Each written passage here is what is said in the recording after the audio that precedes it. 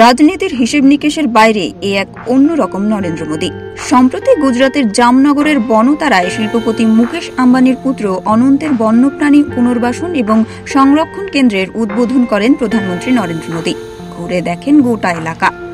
2000-এরও বেশি প্রজাতি এবং 1.5 লক্ষেরও বেশি উদ্ধার হওয়া বিপন্ন প্রাণীর আবাসস্থল এই বনতারা।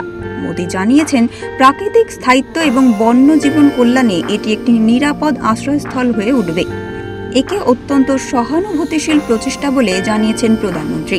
এর জন্য তিনি অনন্ত আম্বানি এবং তার পুরো দলকে ধন্যবাদ জানিয়েছেন। গুজরাতে বহু সিংহের মৃত্যু নিয়ে যখন বন্যপ্রাণী প্রেমীদের সোচ্চার, তখনই প্রধানমন্ত্রীর এই বন্য প্রেম অন্য মাত্রা নিয়েছে। গুজরাতের বনমন্ত্রী মুলু ভাই বেরা বিধানসভায় জানিয়েছেন, গত 2 বছরে গুজরাতেই মৃত্যু হয়েছে অন্তত 286টি সিংহের, যার মধ্যে 143টি সিংহ শাবক।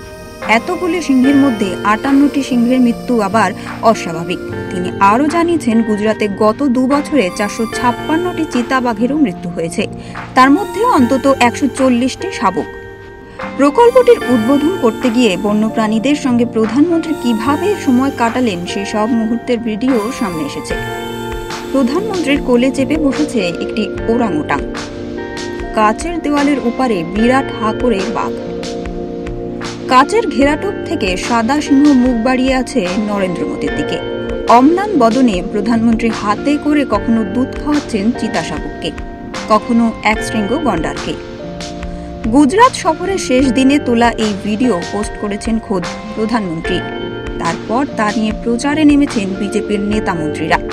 এক কথায় যে প্রচারকে তুলে ধরেছেন বিজেপি নেতা অনুরাগ ঠাকুর। লিখেছেন শের और सवा शेर। ব্যুরো রিপোর্ট, ওঙ্কার বাংলা।